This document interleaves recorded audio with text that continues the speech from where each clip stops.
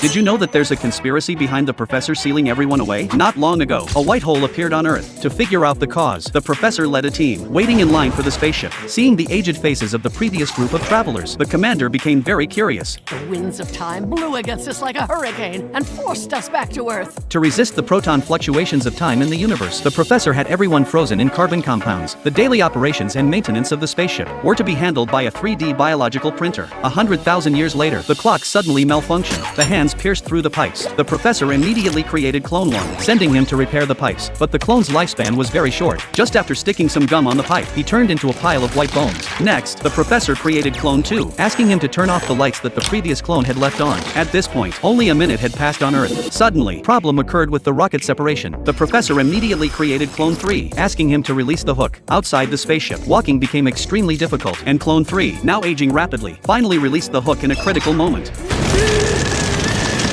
But he was burned to ashes by the flames. Clones continued to be created, only to perish again and again. Slowly, the clones began to develop their own thoughts. They realized that they were created only to do the work of the original body. Eventually, 10 million years later, they successfully approached the white hole, unlocking the code of this planet. However, the professor's clones did not wake up the original bodies. He destroyed the AI command system and took all the clones to a new planet. When the original bodies returned to Earth and were thawed, the professor quietly went to report this to the president.